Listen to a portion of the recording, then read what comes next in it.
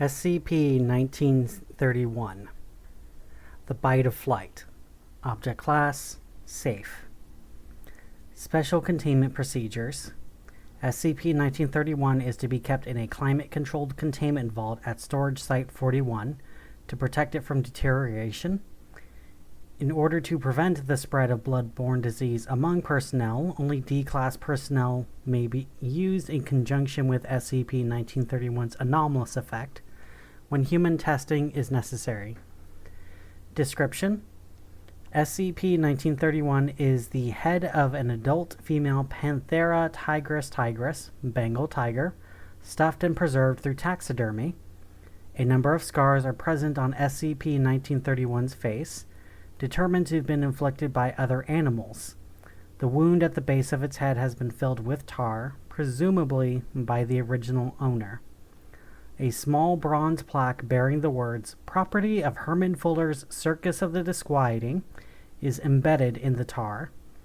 Despite its poor condition, SCP-1931 appears to have been restored several times in the past, primarily through the painting of its fur. However, there is no indication that the teeth have been altered in any way since the animal's death. A mechanical hinge has been installed in SCP-1931's jaw, allowing it to open and close freely. Any organism, living or otherwise, that is physically harmed by SCP-1931's fangs will begin to levitate at a height proportional to the severity of the damage inflicted, though precise proportion seems to vary between cases and has not yet been determined. Preliminary testing has shown that minor wounds typically result in subjects floating between 0.5 meters and 3 meters above the ground, whereas severe trauma has resulted in subjects rising to stratospheric heights at speeds in excess of 20 kilometers an hour. Once suspended at a given height, affected subjects will be able to propel themselves laterally when presented with a given means of thrust. SCP-1931's effects on a subject will cease 30 to 35 hours after initial injury, causing the subject to descend at a rate consistent with natural falls from a given height. Foundation Intelligence discovered SCP-1931 on 3/14/2013 when a man named Jackson Redacted put the item on an online auction site, claiming it could grant the power of flight. According to his testimony, Mr. Redacted discovered SCP-1931 while digging the foundation for a barn and learned of its anomalous effects from other items found at the same time. See Addendum SCP-1931 Doc. He was administered amnestics, and SCP-1931 was recovered without incident. SCP-1931 was originally found in a silk-padded glass case contained within a steel ossuary. A tanned pelt and the unpreserved remains of a headless Bengal tiger were also found in the ossuary, both confirmed to belong to SCP-1931. Both the body's front paws were observed to have been crudely severed, the left apparently reattached with metal wire, and the right missing entirely, believed to be in the possession of SCP-1884-B. Addendum 1931 Undoc. Several items were recovered from SCP-1931's grave in addition to its remains. SCP-1931 Doc-A is a transcript of the text found on a promotional illustration bearing the image of a living SCP-1931 pouncing on a young calf. SCP-1931 Doc-B is a series of journal entries pertaining to SCP-1931, selected from the pages of a leather-bound log owned by a Mr. Bernard Crawford. SCP-1931 Doc-C is a document listing the contents of a small wooden box buried adjacent to SCP-1931's ossuary. Doc-A. Herman Fuller's Circus of the Disquieting proudly presents Amelia, the Wonder Tiger. Come see the creature with the bite of flight for one day only, this Saturday at the Redacted County Fairgrounds. Arrive before 5 p.m. and receive a complimentary balloon animal. SCP-1931 Doc B. 2402-1931. Jenny gave birth to her first litter of cubs yesterday evening. One of them did not survive. The other three seem healthy. The smallest one, though, still baffles my mind. I went to bed last night certain that I had been dreaming, and yet I have awoken and my dreams persist. In all the years I've spent around tigers, I have never seen or heard of anything remotely similar to this. It is bizarre and somewhat frightening. However, I choose to see this as an immense blessing. She is unique in all the world, and I have a very strong feeling she will be my ticket to fame and fortune among my peers in the field of entertainment. I have named her Amelia Earhart in honor of the pilot who made the incredible transatlantic flight 2 years ago. It seemed fitting, as both seem to possess the gift of flight, so to speak.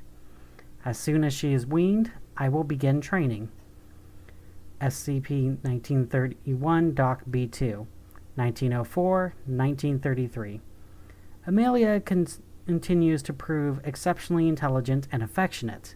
Beyond her extraordinary abilities, she has shown herself to be a remarkable performer in general, and has consistently outshone both her siblings and every other tiger I have encountered for that matter. Crowds have increased substantially at Marco Brothers since I incorporated her into my act, and in turn, our salary has improved as well. I am putting much of the extra funds into buying fresh salmon for Amelia, as it appears to be her food of choice, and I am told it is good for her coat. SCP-1931 Doc B3. My fortune improves by the day. A gentleman by the name of Herman Fuller arrived at my house this morning and invited me to join his traveling circus in America. When I informed him that I was currently employed at the Marco Brothers Circus, he offered to pay me 4 times my current salary and personally cover all my travel expenses.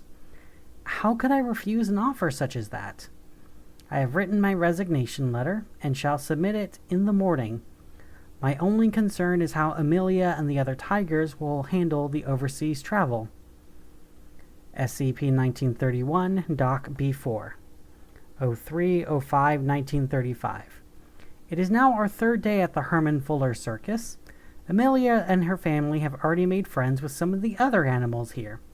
I haven't quite as quickly. This troupe is astoundingly massive compared to Marco Brothers, and the experience has been more than a little overwhelming. Many of the other performers here have bizarre talents that defy all reason. I am not bothered by this per se, but I can't help but feel as though Amelia has gone from being a one-of-a-kind star to simply being just another magic animal. But out of all our problems, the worst is that we are currently positioned 2 tents away from the Den of Freaks. I am very uncomfortable with this arrangement, but so far as they stay far away from me and my animals, everything should be fine. Still, our experience so far has been largely positive. The general attitude among performers is pleasant, and everyone has been very impressed by my animals, especially Amelia. Also, in addition to earning money by performing our act, the ringmaster had the brilliant suggestion to supplement our income by selling balloon animals. Stray cats and dogs given the kiss of flight and tied to strings. It's a tad macabre for my taste, but our patrons seem to love it. My fortune improves each day. SCP-1931 Doc B5, 2209-1935. The ringmaster invented a delightful new finale for our act, involving a number of clowns being gingerly bitten in succession and bouncing off the walls of the big top. They're surprisingly good sports about it. I like to think they must still have a fair amount of English blood in their veins. SCP-1931 Doc B6, 1310-1937. A young boy approached me today and asked what happens to balloons that are released into the air. I told him I didn't know, since saying that they pop and fall to the earth would sound especially unpleasant in this context. SCP-1931, Doc B7, 2402-1938. Amelia and I have arranged a vacation back in England while Yuri watches over the other tigers. I know that Essex is not exactly her species' homeland, but I feel that she may enjoy revisiting the place of her birth.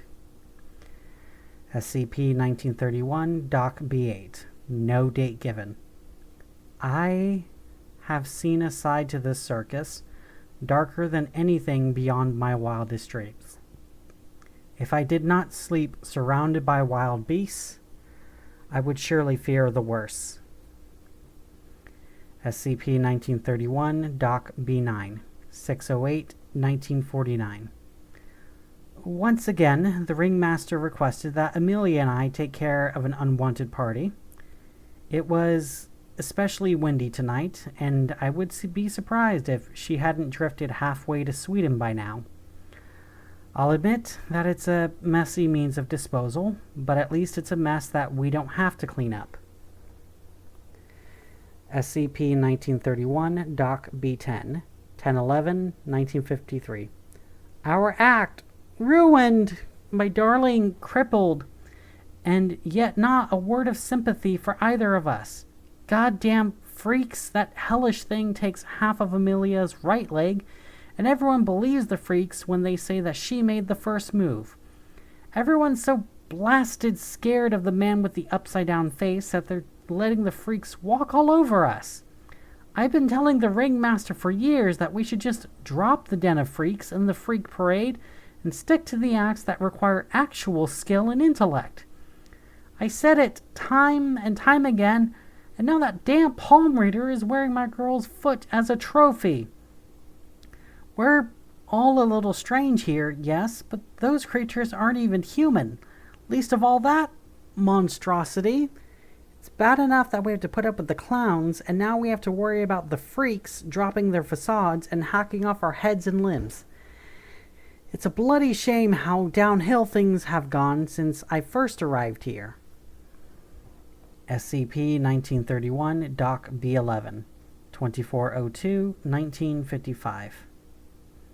I have had it with this confounded place. Any semblance of dignity, decency, and order this circus may have once had is long gone. Monstro Boy, likely a reference to performer David Rosenfeld, currently designation SCP redacted, that reeking, foul-mannered, snaggletooth gremlin had the gall to lay a hand on Amelia, and when I put him in his place, the ringmaster lashed out at me. I knew the man with the upside-down face's influence was spreading, but I had no idea that even the ringmaster was under his thumb. I cannot tolerate this lack of professionalism any longer. As soon as I have the wherewithal, I am taking my animals elsewhere. SCP-1931, Doc B12, 0902-1955. Plans have changed. Amelia is ill. She picked up some terrible disease from that filthy freak, and now she is dying. If I lose her, I swear this shall be my suicide note. SCP-1931, Doc B13, 13/03/1955. I lost Amelia 3 days ago. I have only now regained enough sobriety to write legibly.